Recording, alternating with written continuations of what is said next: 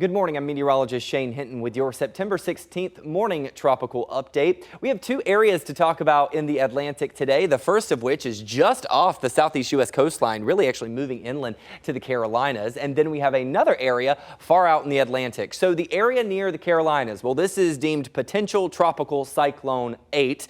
And then we have Tropical Depression Gordon well out in the Atlantic. Now, if you're curious about the depression, why is it named? Well, Gordon was a tropical storm last week, downgraded to a depression. It's expected to become a tropical storm later this week, but it stays out in the Atlantic, so we're not concerned about it. Let's talk about Potential Tropical Cyclone 8, because this is the one that's impacting the United States. You can see already heavy tropical rainfall falling in North Carolina. In fact, North Carolina is on the wetter side of this storm, but if you look at the forecast cone from the National Hurricane Center, it does look like a South Carolina landfall is what we expect later today. Now, also, if you zoom in here, you'll notice that the National Hurricane Center expects for Potential Tropical Cyclone 8 to become a tropical storm before landfall. It looks like right now it's going to be a very close call.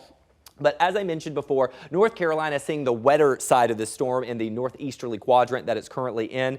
This is also where we could see some of the highest potential for some spin-up tornadoes that we'll have to watch out for our friends and family out there in the Carolinas. Over 6 inches of rainfall is possible in some of the heaviest hit areas. In regard to tropical alerts here, we do have tropical storm warnings that are expanding along the North Carolina and South Carolina coastlines. Now, if it does get its act together and gets a little bit more of a tighter circulation and higher wind speeds, well, we could see this become Tropical Storm Helene later today. We'll continue to track the tropics for you here in the KVUE Weather Center and provide updates on air and online.